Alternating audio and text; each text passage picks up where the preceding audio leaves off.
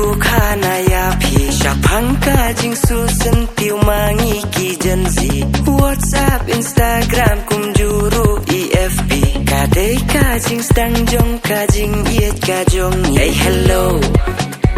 how are you oh hello